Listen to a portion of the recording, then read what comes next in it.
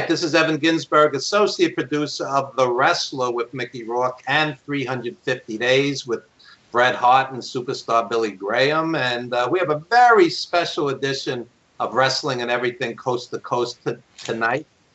Usually, Buddy Sotello and I interview unsung heroes of the wrestling business, but tonight I am going to interview Buddy, who had a close relationship with Mark Bison Smith, and this being the 9th anniversary of his passing, we wanted to devote a very special 1-hour edition of Wrestling and Everything to the late, great Mark Bison Smith.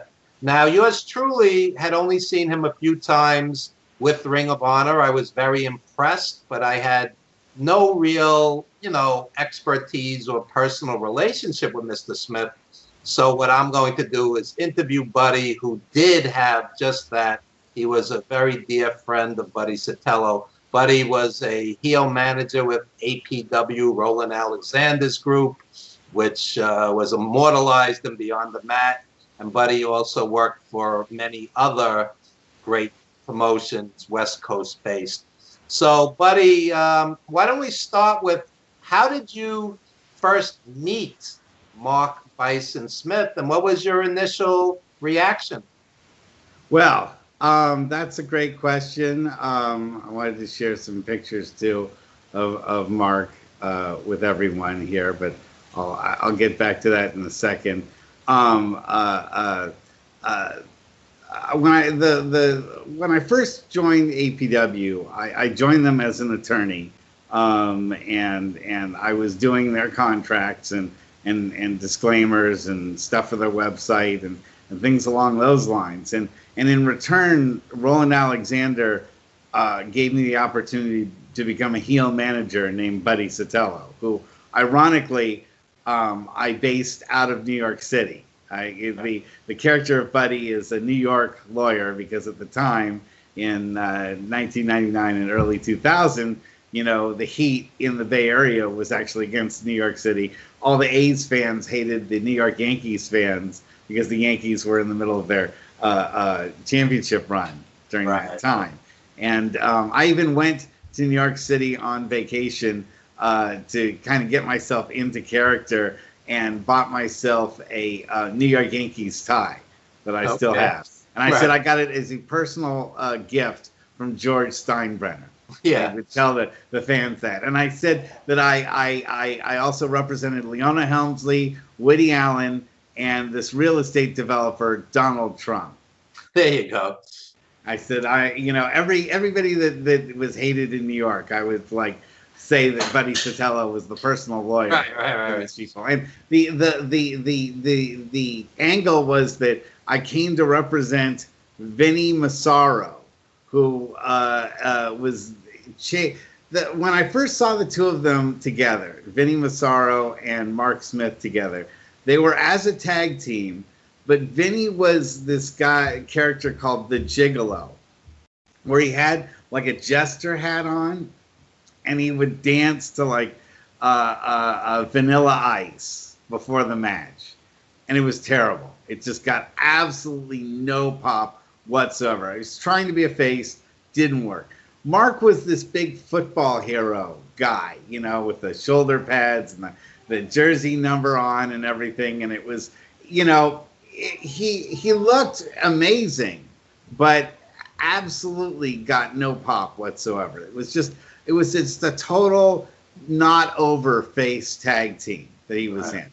And so the very first show that I went to, the idea was I was going to, of course, represent Vinny Massaro as his personal attorney for All Pro Wrestling, and that he trademarked his moves and copyrighted his moves because he had so many moves and holds available that he would sue anyone that tried to copy his moves.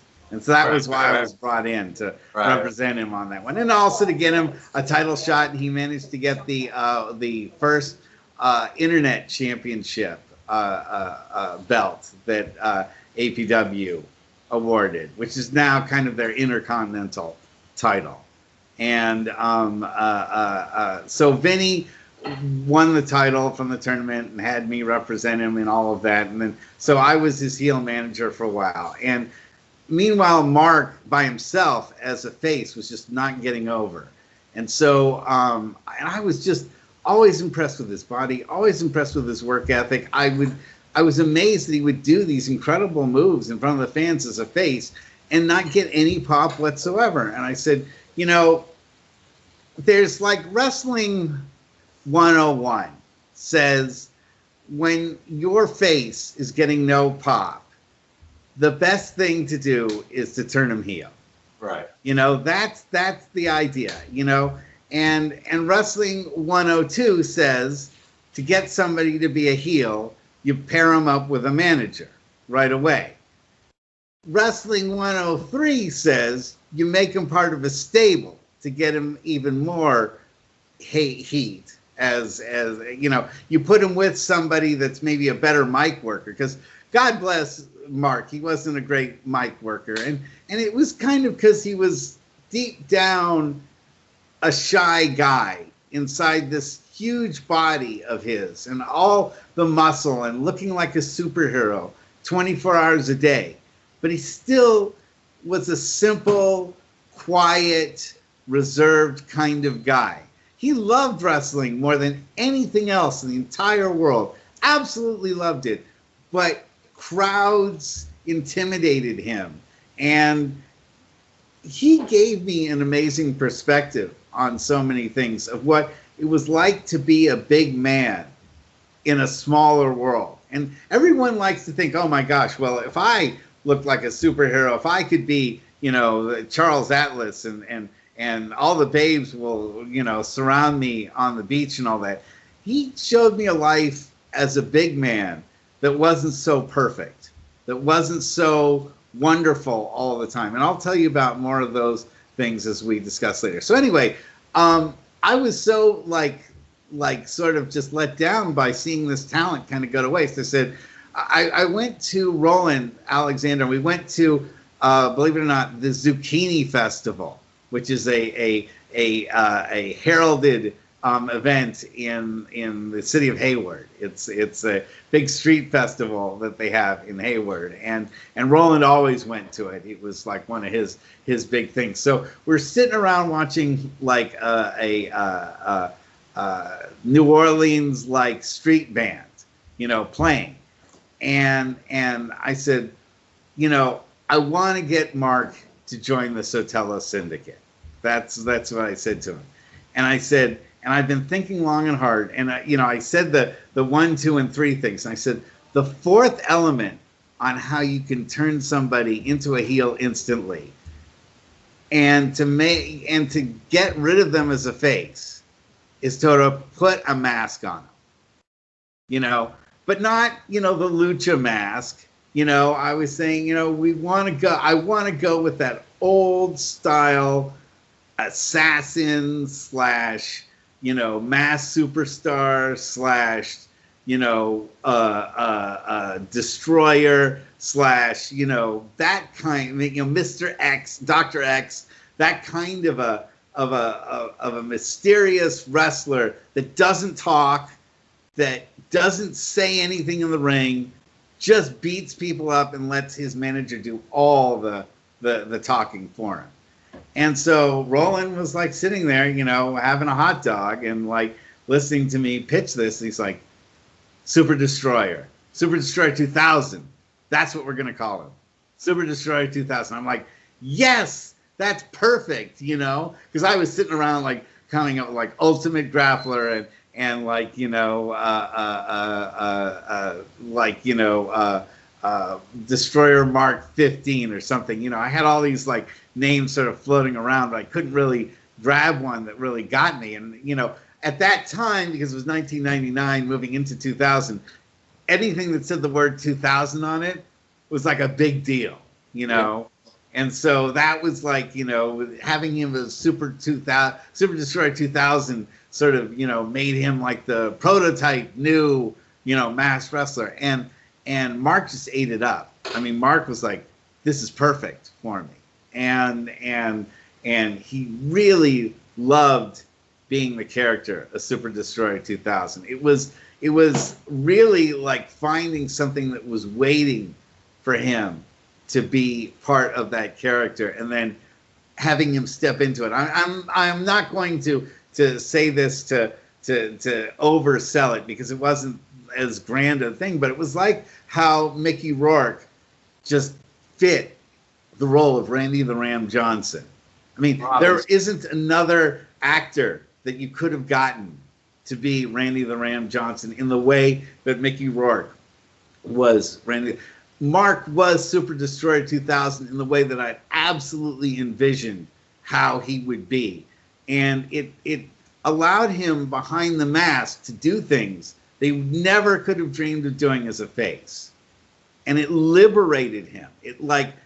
By putting the mask on, he could be anything he wanted to be instead of what he was hoping the fans would want him to be. Yeah. As a face. That is like a Rubik's Cube, like with all the colors mixed up. And suddenly you have it where all the sides are matching. You're like, that's it. That's what he wants. That's working perfectly for us. And we had the best time that two guys could have working with each other in the ring during that time period. It was maybe about 6 to 8 months. I could, if I had prayed to work with somebody in the business that I could have, and the kind of fun that I had working the shows with Mark, I can't have said, we almost could read each other's minds as far as like what we were going to do in the ring and where I was going to be and what spots we were going to do and how we were going to do them out, and the fans reacting to them exactly the way we wanted them to. It was perfect. And that's one of the things that I miss so damn much with Mark. I really do, after 9 years. And give people some idea of what it's like as far as the bonding. I mean, you're on the road with these guys, you're eating late night after the show with these guys. The one time I went down to APW with the late, great Tiger Khan, I remember afterwards we're, having pancakes with the also late Roland Alexander, and I remember Mike Modest was there, and it was a lot of fun. And you're talking about your dreams and your plans. Give folks some idea what it's like, to be on the road and bond with somebody like Mark Smith. Well, one of the things is that, what we did was all local indie wrestling, so I wasn't on the road driving around like to Kansas or Nebraska or different states. In fact, the only time that I ever really wrestled outside of managed outside of Northern California was when I worked. Now, actually, Sacramento would be like the furthest out of any place that I ever managed. That was only about maybe 100 miles away. But you do spend like all this time, first of all, in the gym training with these guys. Then you go and you see each other at the shows, and you're with the person every day at the show. Seeing Mark was like seeing another cousin of mine or something like that. I was so excited to know that he was working the show, that I would get to see him. Even when I wasn't managing him anymore, there was just a certain kind of excitement to know that, yeah, I'd be hanging out with Mark again for, this Saturday. And that, we'd share so many different experiences. You have so many inside jokes that you would get when you work with somebody on a regular basis like that. It's almost, it's not carny, but it is a second language. You have little routines that, things and shared experiences that you have that are, you can't really explain them to somebody who doesn't know about it, but it really does come away at times with your feelings like, you know, hey, this is like a family member of yours. You never think of them as like family when you're going into it. You're like, these are just guys you're going to start with. Pro wrestling is like high school extended plus boot camp, like a military boot camp, plus the circus. Right. You know, you add all those things together, and it's such a weird environment. People both don't grow up, and they do grow up at the same time. You grow up, but you grow up in a different way. I mean, people act incredibly juvenile sometimes.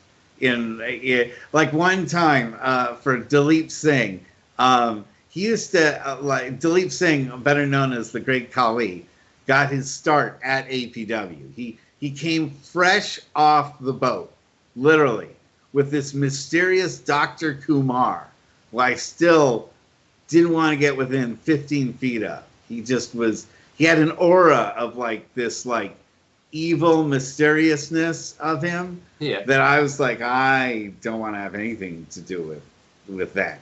And it was a shame because Dalip, and I know this is supposed to be about Mark, but Dalip was a very simple guy who was basically picked up out of the gutter by Dr. Kumar. And because he was a member of the caste system in India, he was considered like a complete waste case, and no one wanted to do anything with him. And this guy, Dr. Kumar, just said, you know what? You're a big guy. Just lift weights. Just lift weights in my basement. Just lift weights. Just lift weights. And it turned him into this champion bodybuilder, but didn't educate him at all on anything, period. I mean, he was just turned into this machine. And he didn't learn about anything until he came to America and started living in APW. So the guys he was kind of simple. So the guys used to pull pranks on him. And one of the pranks was that Dalip, like, to live, A, because he had no money, and B, because it was an easy source of protein, would just eat tuna out of the can, just straight out of the can. And he would just leave the cans, like, sitting around with, like, the juice in them and everything like that in the gym. Because Roland had a lot of people living, you know, I don't know if you realize that, but Roland had people living illegally in the gym. That was, like, part of, like, how he made ends meet. Was, like, he would have guys paying rent for him and living in these, like, crawl spaces at the top of the gym that, like, broke every building code known to humanity. Wow. But, you know, hey, he's been dead. The statute of limitations ran out on that a long time ago. So Dalip had, like, his, like, area sitting down there, and they did this thing where Mark and a bunch of other wrestlers, like, stacked all the cans up, like, and balanced them just so much, and they had all the tuna juice in them, so that, like, when Dalip laid down on the bed, they would all fall on him. Wow. And it did, and he chased the guys around the building, you know, yelling, "I am going to kill you guys! I am going to kill you guys!" And he meant it, and so that was, like, pretty hilarious. I mean, it's that kind of, like, I mean, no real harm came to him. He just smelled like tuna for a couple of hours and had to clean up his room. But, you know, those kind of, like, pranks, boyhood fraternity kind of pranks that went on all the time in a place like APW, and in the end, it makes you closer, you know, because you survive that kind of crazy hazing. So what can you tell the viewers about Mark's background prior? You said he was a football player. Yeah, he played in Colorado, and, you know, but he'd always loved wrestling, and he always loved big guys. He'd always loved one of his biggest heroes was Vader, and also from Colorado. Leon White, also from Colorado. And one of the stories, and something that very, very few people know, and especially now that both men are gone, you know, hopefully they're tagging together up wherever you can tag together. But Mark and Vader did have a friendship, and at one point in time, Vader actually offered the mask and the shoulder pads to Mark to become Vader too. Wow. He said there's nobody else in the entire world that I would want to have wear that other than you, Mark. Mm. And Mark turned him down. Why? Because he said there could never be another Vader. Really? That's a shame. Maybe, but it tells you the kind of person that Mark was. Yeah. He didn't want a favor from anybody.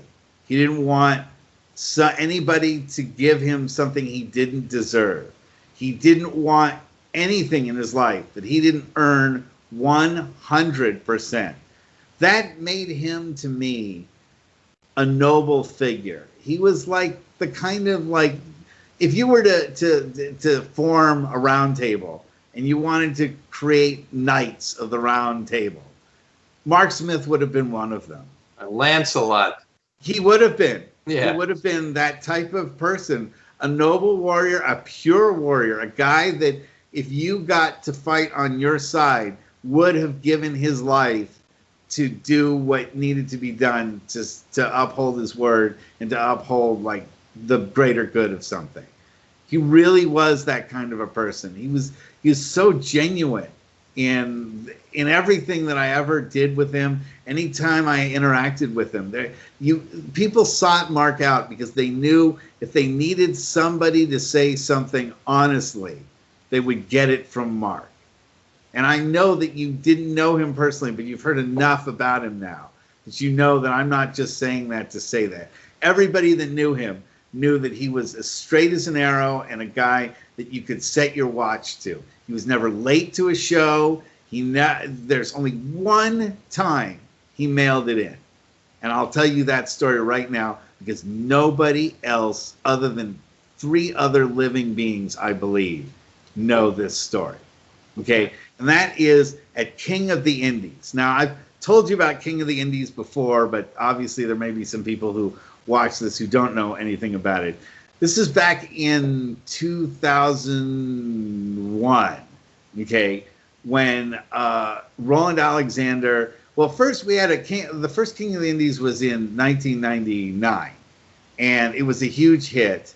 Oh, no, in 2000. I'm sorry, it was in 2000. It was a big hit, and Roland invited all sorts of guys from the Indies all over the United States to wrestle at this great venue we had in Vallejo at Mare Island. It was a converted, like, multi-sport soccer, like, stadium. And so they gave us, like, a corner of it, but it was huge for what we needed it for. We had stands and everything all set up. It was really professional. And he invited, like, Scrap Iron Pierce to it, and we had Low Key in it, and we had well, the first year we didn't have him, but we came in the next year. Some really unknown guy named the American Dragon. Yeah, Brian Danielson. Exactly. Yeah. And there was a lot going on during that time politically with APW.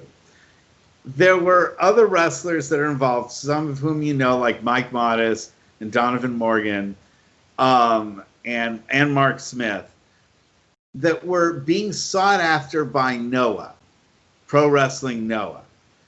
And Roland wanted to get his piece of the action and the idea was to sort of create a APW being the wrestling school in America and Noah tying in its wrestling school in Japan and basically doing like a student exchange type thing where, you know, Noah would send its talent to get trained in American style and Roland would send his talent out to Japan to get trained in the Japanese style and both feds cross promoting. I mean, Roland was a real, you know, mover and shaker like that when he was motivated and when he thought he could get his cut out of it.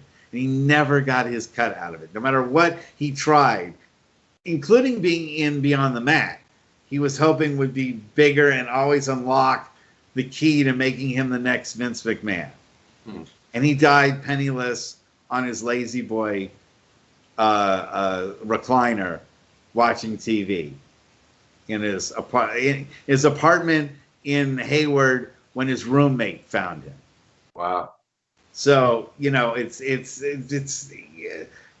Roland was both a tragic figure and like a cautionary tale. I mean, he made it big and he got the fame he wanted, but he never grabbed the brass ring when it came around. It always missed him. And he was always like the guy that got shut out and a day late, a dollar short type thing. But also, he had some drawbacks. And this is where I'm getting to, is that he was a schlub. He always looked like he just woke up like after not sleeping all night because he had terrible apnea. He didn't shave a lot of times. He'd wear like grubby t-shirts. He'd wear flip-flops. He was grossly overweight and he was a slob when he ate. And so when he went to the Japanese and the Noah folks looked at Roland Alexander, they were disgusted.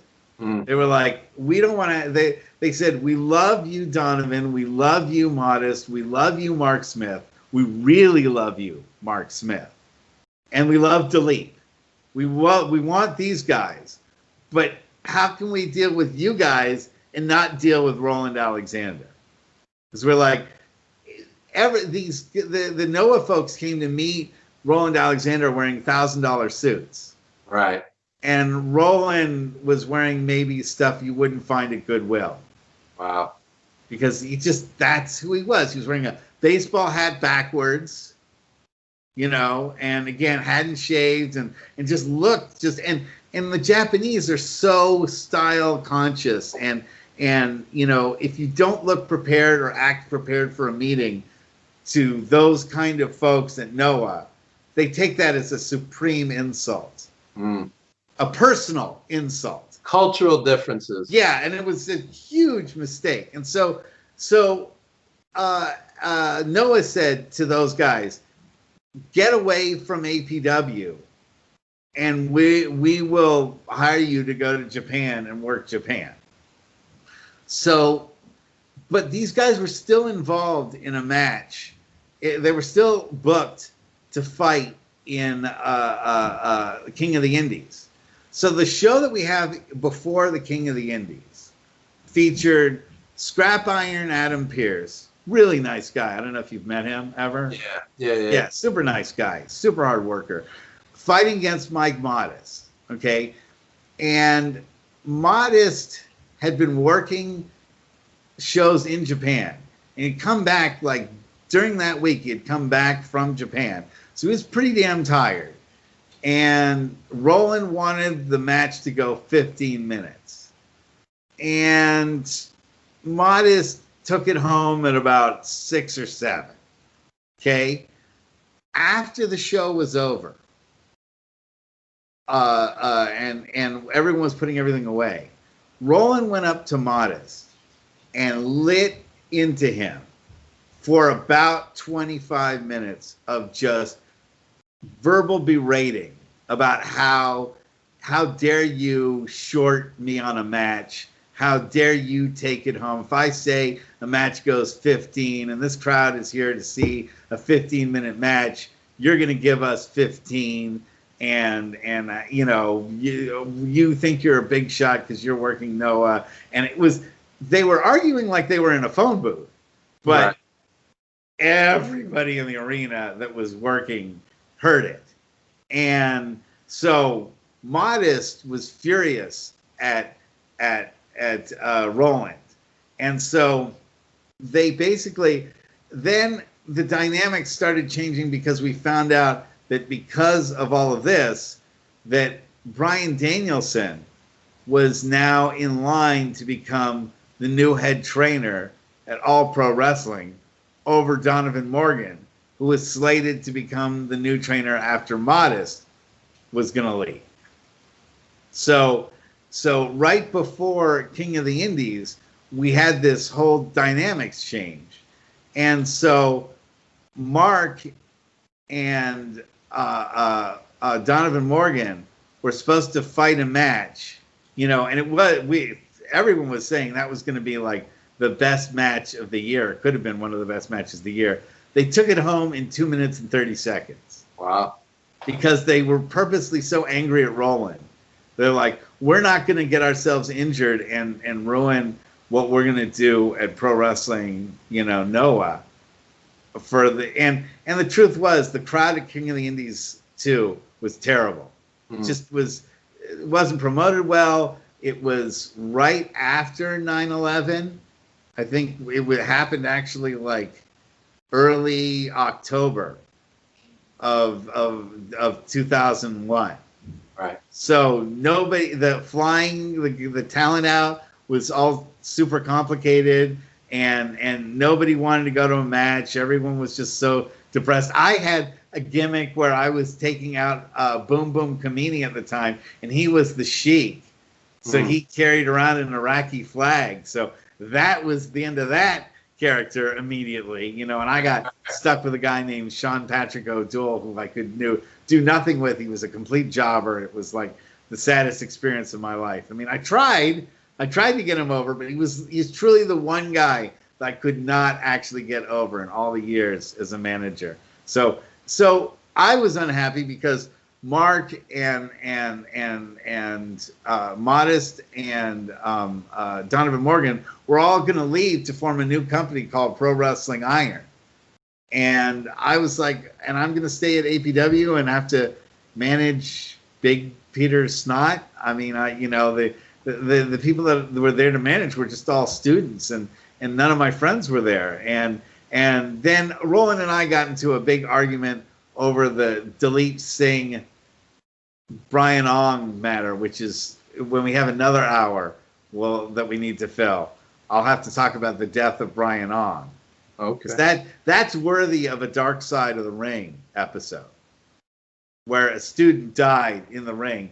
Dalip Singh accidentally killed him, but there is so much story behind all that. And Roland and I got into an argument over the lawsuit over that, and I told him to settle, and he said he thought that he would be found innocent, and that case went to a judgment, and Roland was found 60% liable and owed like $2 million, and I don't think he ever came close to paying even 1 cent on that.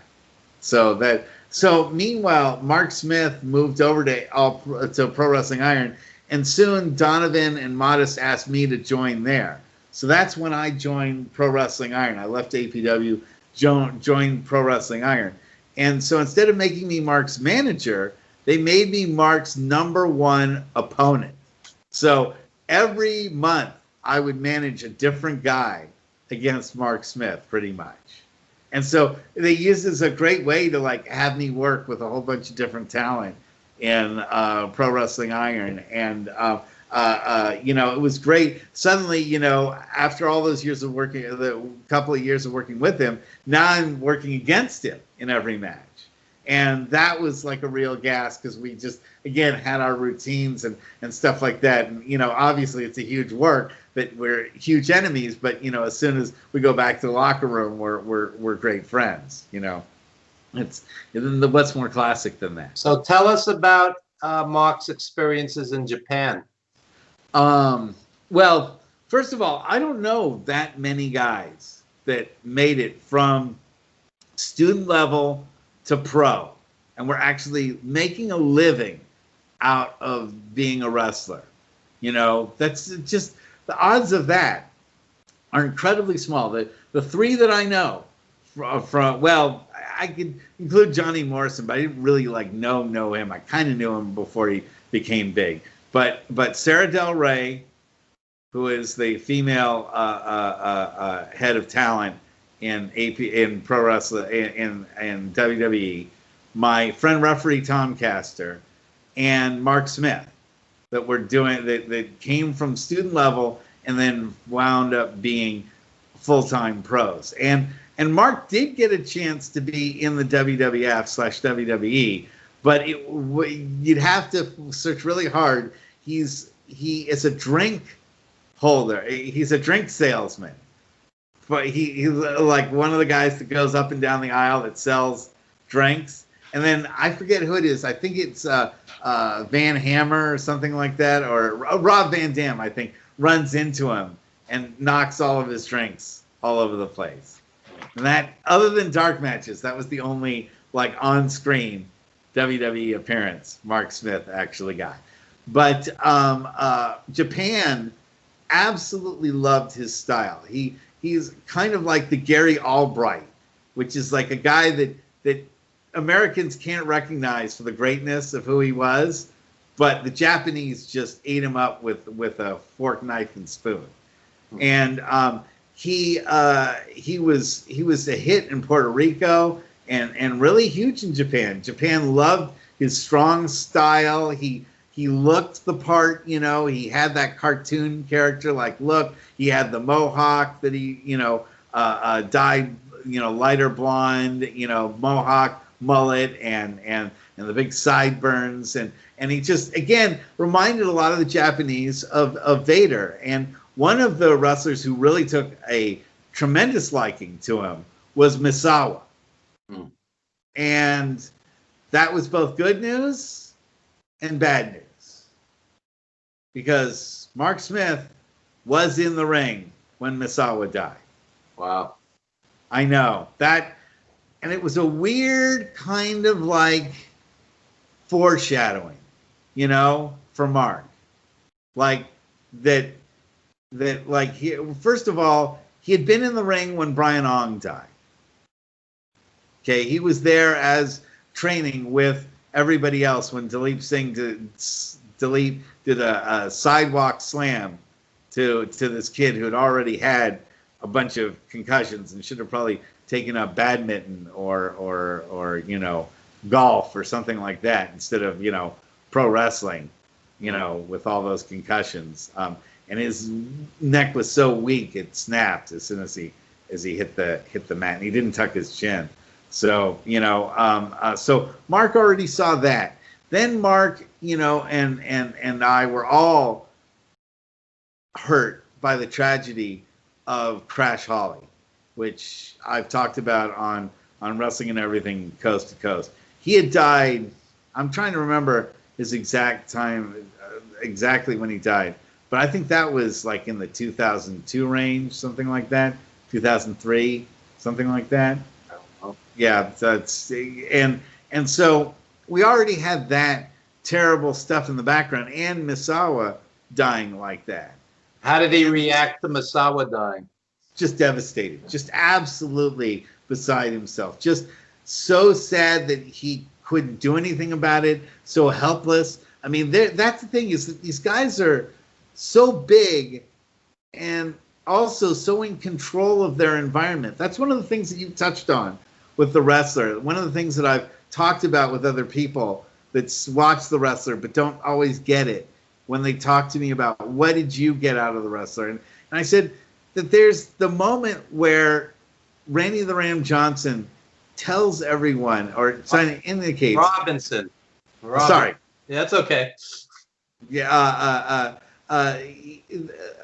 he tells everyone that's the one time he has control. That's the one time that he understands where everything is. Everything else in life is unpredictable. And so when you're in the ring, you're supposed to know what's being called. You know what's going to happen. You know the finish. You know the start. You know the heat moments and all of that stuff. Not that every single part is scripted, but you're not supposed to die in the ring. Yeah. You're not supposed to die in front of everybody. You know, you're not supposed to die at age 41, God damn it. You know, that's the thing. And with all of wrestling being made up and fake and scripted and all of that, all of these things that happen to the people that I know, the death, terrible injuries, tragedies. Sometimes love happens while you're there. You see it happen in front of you. I've seen families get together. I've seen, you know, people reach their dreams and be genuinely happy with the dreams that they've achieved. But I've also seen lives shattered, and I've seen lives come to an end by this thing that's supposed to be fake. And maybe that's the thing that strikes me more poignantly after 9 years, is how real something that's supposed to be fake is. And I'm never quite able to put my mind around, like, what have I gotten myself into? What kind of a world is it that I really belong to in the world of wrestling? And it helps that you and I can share the experience that you had with Tiger Khan, with what I had with Mark Smith, because for those who don't Please, know, yes. Tiger Khan died at the age of 33, and you know, you get that phone call and you're never quite the same because you know, like I was saying, you go up and down those roads and work those shows and share those dreams. And, you know, Mark, I think, was closer to his dream than Tiger. Tiger had a WWE tryout and it did not work out for a variety of reasons. But Mark Bison Smith, I saw at Ring of Honor in New York on multiple occasions. He was clearly over. The fans loved him. He was getting a push. He was climbing that ladder. And I'm a jaded old school fan who's seen the greatest of the greats. And I was impressed by him. I'm not saying this because he was your close friend. I'm saying it because I mean it. The guy was a tremendous wrestler. He had charisma. He had the size. He had the look. And it's very rare to find a quote-unquote total package like him. And I could see in the few times that I saw him live that he would have made it huge. He had already made his name in Japan. He was doing it in Ring of Honor. And I'm sure at some point Vince, with his big man fetish, would have, you know, had him on his radar or whatever the case may be. So it's tragic. It's absolutely tragic. And Tiger was a tremendous wrestler also who worked all around the world. He worked with the Hart family. He toured Barbados and Trinidad. I mean, he was a world traveler, Tiger. So these guys had gone well beyond the local indie, you know, local yokel weekend warrior thing. I mean, Mark Bison Smith was, you know, really approaching superstardom, and it was cut short. So we both had similar experiences losing friends before they really reached, you know, their dreams as much as they potentially could have. Mark gave me a whole new view on the world that I just never really experienced before. And, you know, as I was saying earlier, it's like he had the body that every guy would dream of having. You know, you'd say, you know, if you could get a genie and say, I want, you know, the perfect body, and suddenly you look like Mark Smith, you'd say, all right, good job. But Mark, well, okay, we went to Cauliflower Alley in 2000. And we went as a group, APW, to represent APW at Cauliflower Alley. And at the, you know, we did the show floor thing and all that stuff and hung out at the convention. And then afterwards at night, Vinny and Donovan and cheerleader Melissa and a couple other guys decided to go clubbing. And they asked Mark to go, and they, of course, didn't ask nerdy Buddy if he wanted to go, because they're like, we don't want to be seen with Buddy at the club. And at the time, I was anyway engaged, so I was like not in the mood to go out anywhere, you know, crazy. So Mark said, no, I don't want to go, and so Mark and I went to the Peppermill in Vegas. This was back, you know, in 2000. They were still just building a lot of the stuff that you see today. So a lot of places weren't, you know, so why don't you go Bellagio, because it didn't exist.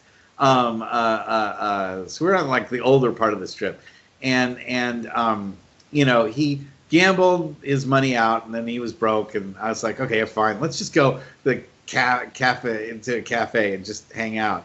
So we talked till about 2 a.m.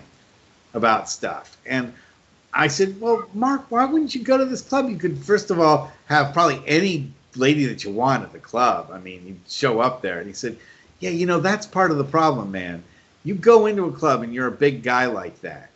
Every other guy is going to be looking at you, wanting to start a fight with you because they're thinking you're going to try to pick up their girl.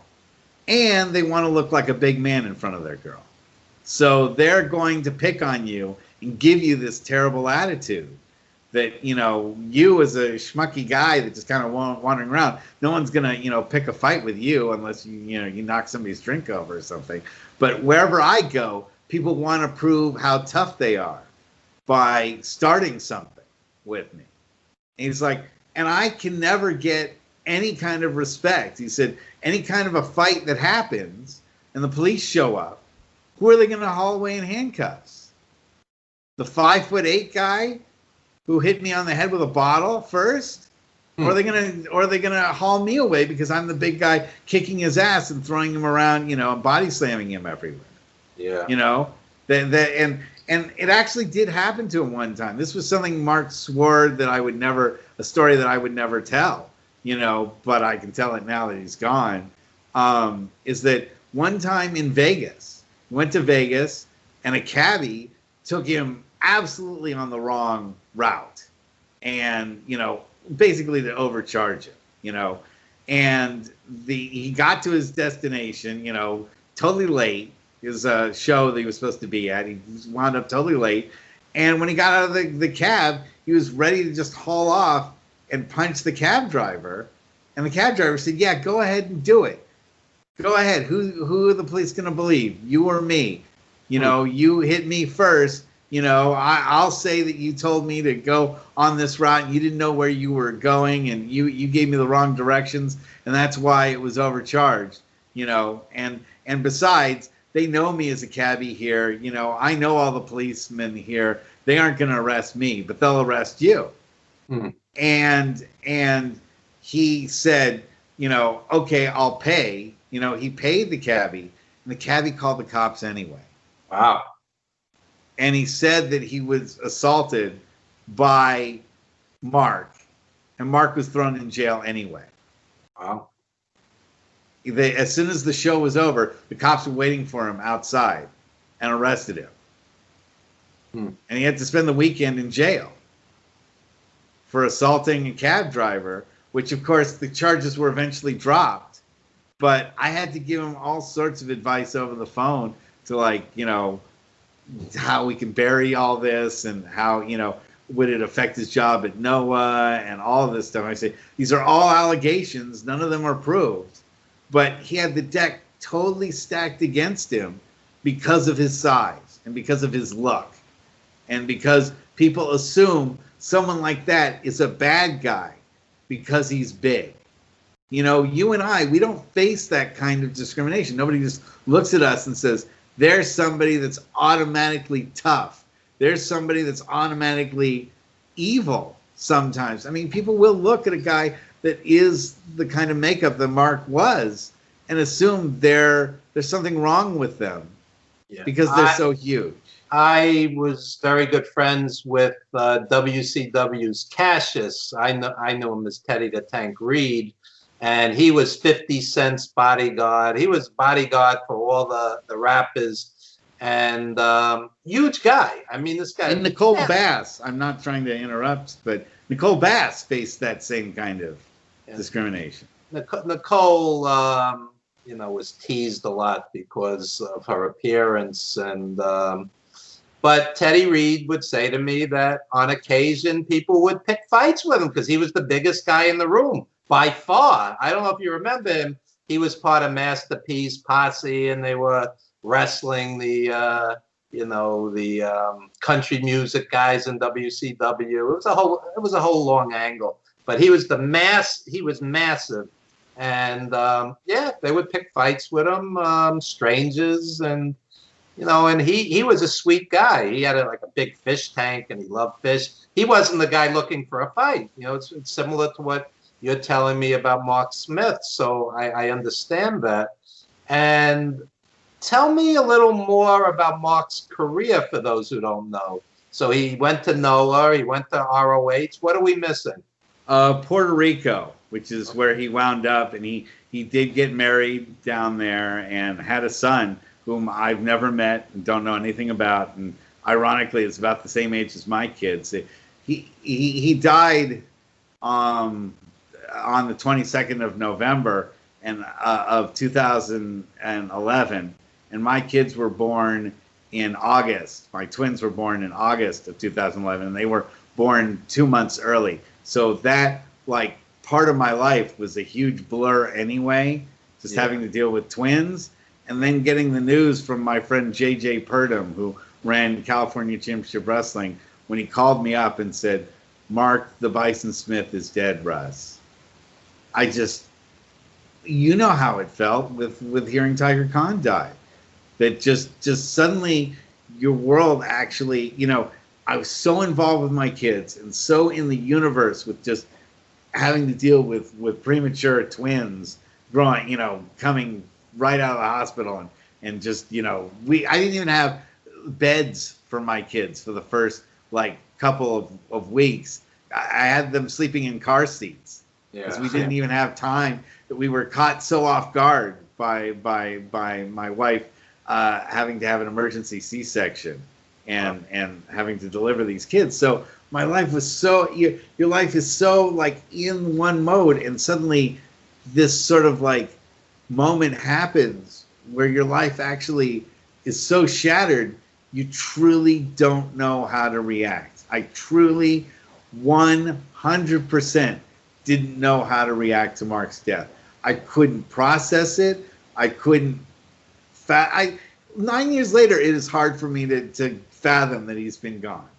I still have a hard time believing Mark's not there. It just hasn't sunk in. It hit me at such a difficult time in my life. I couldn't go to his funeral. His family didn't invite us. They really, I don't think, loved his wrestling career that much. They were proud of his football stuff, but they never really were behind him in his wrestling stuff. And that was a life that they didn't really want to have to acknowledge so much in the things that, and we had to honor that. You have to honor the way his family feels, but it did sort of put a wall between what happened to him and all of us versus his other life, his, you know, the real Mark Smith life versus the Mark Bison life. And that sort of wall has kept it from ever getting the kind of closure that I think I needed to get at that time to feel okay with what happened. And I don't think I'm ever going to be okay with it. It just, there's a cosmic level of unfairness that a guy who had done so many good things in his life, really had things going in a good way, he would be involved in wrestling in some way or shape or form right now, whether it would be training. He would have been an amazing trainer at the WWE or AEW or something like that. He's still big enough and strong enough, he'd probably be wrestling in AEW, you know, if all things were considered. He'd be almost 50. He'd be like about 50 right now. But, you know, it just, there's so much lost in all that in a quick instant, and nothing has ever been the same since. Yeah. What people don't understand is when you're friends with a working wrestler, they're on the road so much that when you get that call, and you never forget that call that they passed, you know, it's really hard to register because you're used to the guy being 1,000 miles away, 3,000 miles away. And same situation with Tiger. You know, he came from the family. You know, they cremated him and, you know, spread the ashes, and there was no formal ceremony or whatnot. So it really didn't seem real. And you know, and Tiger's going back more like 15 years at this point. But it's a very hard thing to process because, like you were saying, you're up till 2 a.m. talking with your friend. You bonded. You know, they're sharing their hopes, their dreams, their goals. You know how driven they are, how many thousands of hours they've trained in wrestling. wrestling training, bodybuilding, etc., so on.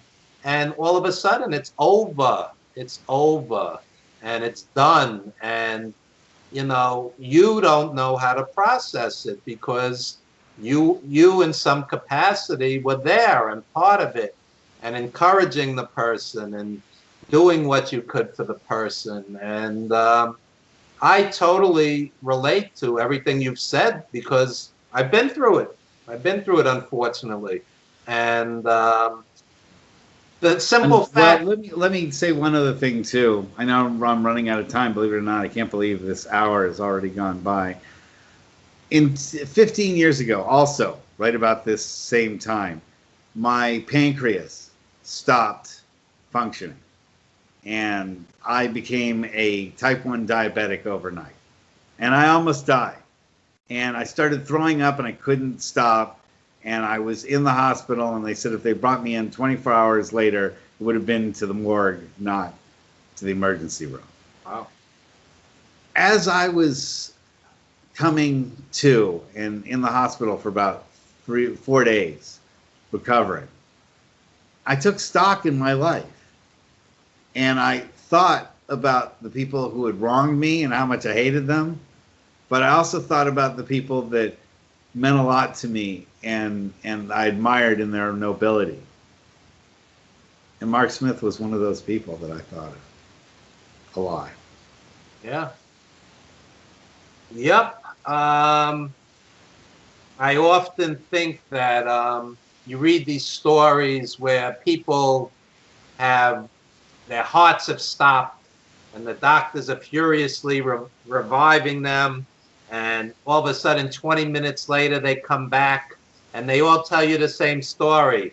I saw the light. I followed the light.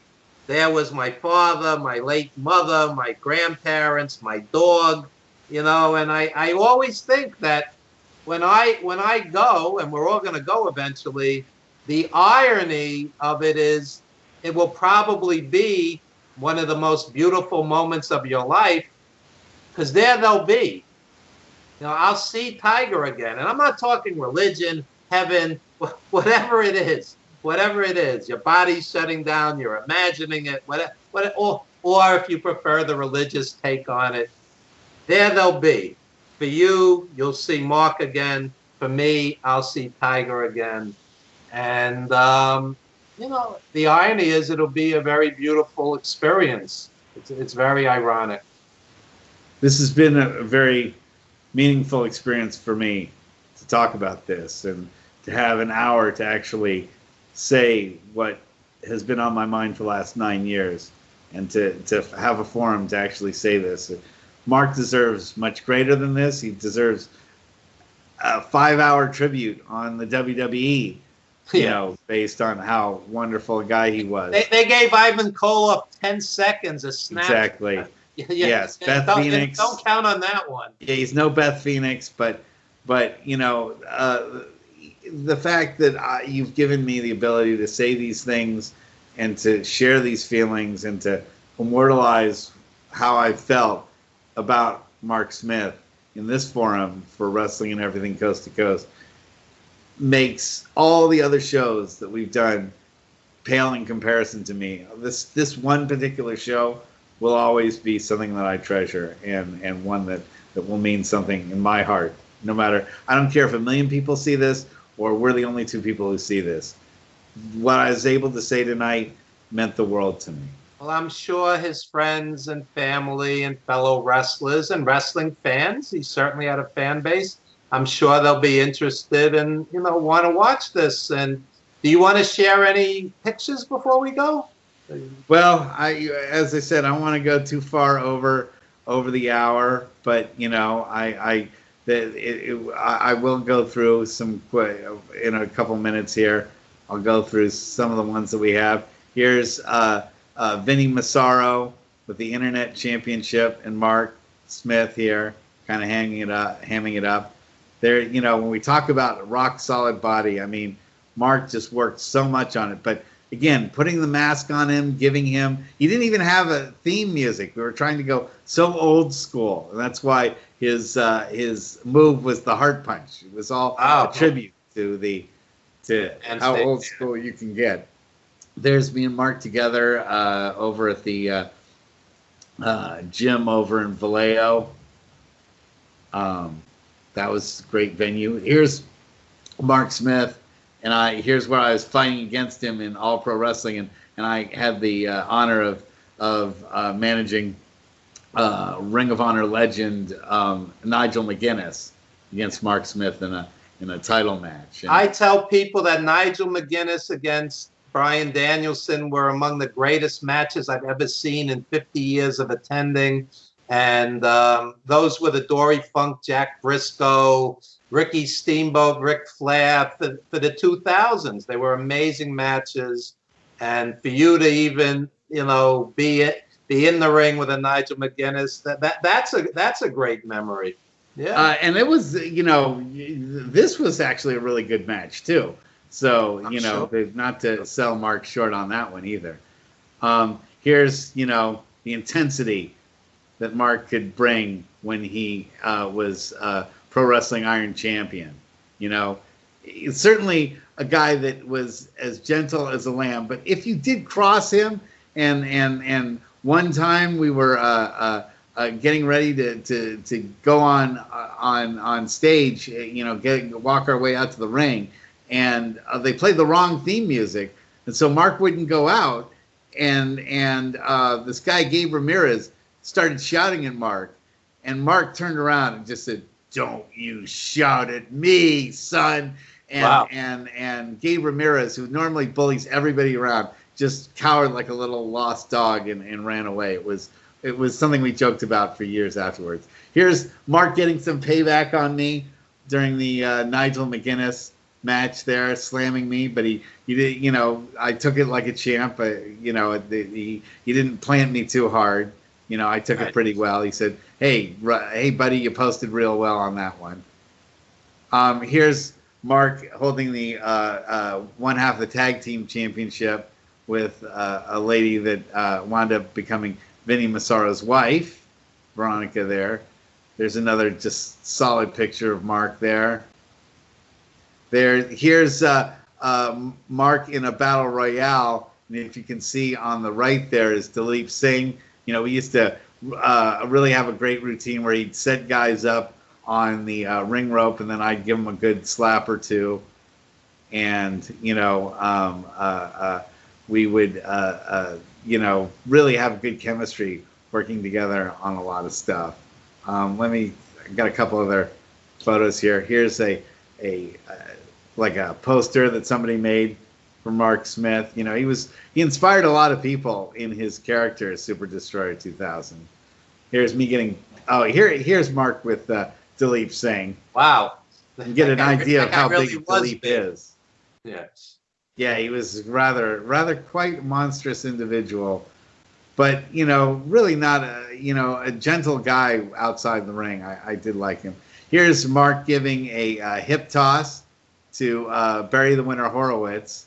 Well, that's another cute little story about how the ref missed the cutoff for the submission, so the match, which was supposed to go 5, wound up going more like about 15 because Barry didn't know how to end it, and he missed the call for the ending on the submission, so he kept wrestling, and we were like pleading with him to just try to find a way to end it, to take it home, and he was like, finally, like after about 10 minutes of us like telling him, please, would you take it home? It's like, oh, you want me to take it home? We're like, yes. And here's one of my favorite pictures of myself with Mark and Vinny.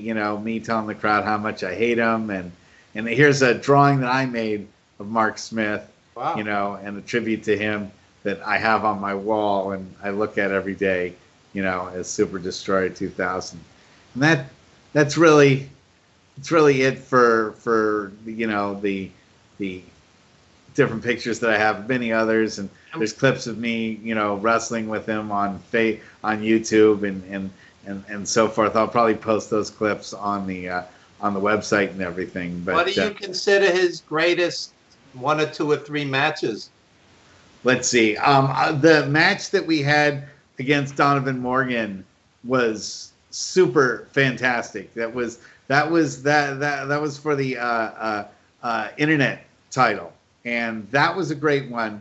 I really loved our match in Cloverdale. Cloverdale was the highlight of my career because we sold the place out. It was like 500 fans just packed in there, going completely crazy. And we had this feud with this guy named Kid Chrome, who we carried on from the Battle Royale into our match itself, which was a tag team match.